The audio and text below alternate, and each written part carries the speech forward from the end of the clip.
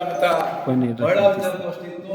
ಅಲ್ಲಿ ಅಧ್ಯಕ್ಷತೆ ಒಂದೇ ಇದ್ದಿದ್ದರಿಂದ ಒಂದು ಜನಜಾಗೃತಿ ವೇದಿಕೆ ಅಧ್ಯಕ್ಷ ಆಗಿದ್ದೆ ನಾನು ಈ ಧರ್ಮಸ್ಥಳ ಕ್ಷೇತ್ರದ್ದು. ಅದಕ್ಕೆ ಅದು ಭಾಗವಹಿಸಬೇಕಾಗಿತ್ತು. ಅದರಿಂದ ಒಳಗಿದೆ ಮೊದಲದಾಗಿ ಕ್ಷಮೆ ಯಾಚಿಸುತ್ತಾ, ಈ ಜಲಯಜ್ಞದ ಬಗ್ಗೆ ಈಗಾಗಲೇ ತಜ್ಞರು ಮತ್ತು ಎಲ್ಲರೂ ಎಲ್ಲ ವಿಚಾರಗಳನ್ನು ತಿಳಿಸಿದ್ದಾರೆ.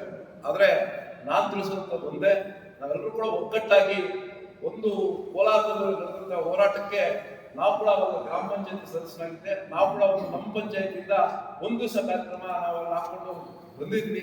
ಅವತ್ತು ಪೂರ್ತಿ ಅವತ್ತು ಅಲ್ಲೇ ನಮ್ಮ ಪಂಚಾಯತಿಯಿಂದ ಬಂದು ಕೂತಿದ್ವಿ. ಆದರೆ ಎಲ್ಲೋ ಒಂದು ಕಡೆ ನಾವು ಎಲ್ಲ ಇದು ರೀತಿಯಲ್ಲಿ ಹೋರಾಟಗಳು ಮಾಡಿದಾಗ ಸಕ್ಸಸ್ ರೇಟು ಎಷ್ಟು ಅಂತಕ್ಕಿಂತ ಹೋರಾಟದ ಗುಣ ಈಗ ಜನಕ್ಕೆ ಕಡಿಮೆ ಆಗುತ್ತೆ ನಿಜವಾಗ್ಲೂ ಕೂಡ. ಯಾಕಂತಂದ್ರೆ ಮೊದಲು ಬಸ್ ಚಾರ್ಜ್ ಏನಾದ್ರು 10 ಬಸ್ ಜಾಸ್ತಿ ಆದ್ರೆ ಆ ಬಸ್ ಒಬ್ಬರು ನಿಲ್ಸಿದ್ರೆ 100 ಜನ ಸೇರ್ತಾ ಇದ್ರು.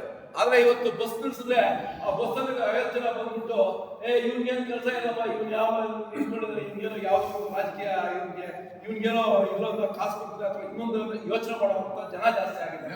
ಅದರಿಂದ ಏನೋ ಲಾಭ ಇಲ್ಲ ಅಂದ್ರೆ ಇನ್ನೇನಂತ ಅನ್ನೋಂತ ಮಟ್ಟಕ್ಕೆ ಜನ ಪಡ್ಕೊಂಡಿದ್ದಾರೆ. ಆದ್ರೆ ಯುವಕರು ಹೆಚ್ಚಾಗಿ ಒಂದು ಮುಂದಿನ ಪೀಳಿಗೆಗೆ ನಾವು ನೀರು ಬೇಕು, ನಮ್ಗೆ ನಾವು ಕುಡಿಯೋ ನೀರು ಕೂಡ ನಾವು ಹಾರಾಟ ಇಡ್ಬೇಕಾಗತ್ತೆ. ಇವತ್ತು ಎಲ್ಲಿ ನೋಡಿದ್ರು ಕೂಡ ಆಗ್ತಾ ಇದೆ ಹಾಕಿರ್ತಾರೆ ಸ್ಟಿಕ್ಕರ್. ಬಟ್ ಬರವಣಿಗೆ ಏನಿದೆ, ಏನೋ ಸರ್ಕಾರಗಳು ಇವೆಲ್ಲ ಕೂಡ ಏನೋ ನೀರು ಬಿಡಿಸಿ, ನೀರು ಮಿತಿಯಾಗಿ ಬಳಸಿ ಇವೆಲ್ಲ ಕೂಡ. ಆದ್ರೆ ನಮ್ಮ 45 ವರ್ಷದ ಹಿಂದೆ ನಾವು 3 ಅಡಿ ಆಗಿದ್ರೆ ಸಾಕು, ಅರ್ಧ ಮುಟ್ಟು ಅಂದ್ರೆ ನಮ್ಮ ತಿರುಪತಿ ಹೇಳ್ತಾರೆ ಅದು ಮುಟ್ಟು ಕೊಡ್ತೀವಿ ಸಾಕು, ನೀರು ಅಂತ. ಅಲ್ಲಿ ನಾವು ನೀರು ಎತ್ಕೊಂಡು ವ್ಯವಸಾಯ ಮಾಡ್ತಾ ಇದ್ದಂತ ಕಾಲ ಇತ್ತು. ಆದ್ರೆ ಇವತ್ತು ಕೂಡ ನಮ್ಮ ಹೋರಾಟದಿಂದ ಹೊರಡಲ್ಲ. ಆದ್ರೆ ನಮಗೆ ನೀರು ಬೇಕು. ಆ ಹೋರಾಟದಲ್ಲಿ ನಮ್ಮ ಬೆಂಬಲ ಯಾವತ್ತೂ ಇರುತ್ತೆ. ಎಲ್ಲ ರೀತಿಯಲ್ಲೂ ಕೂಡ ನಾವು ಸಹಕಾರ ನೀಡ್ತೇವೆ ಅಂತ ಹೇಳ್ತಾ ನಮ್ಮ ಮಾತಾಡೋ ಅವಕಾಶ ಎಲ್ಲರೂ ಕೂಡ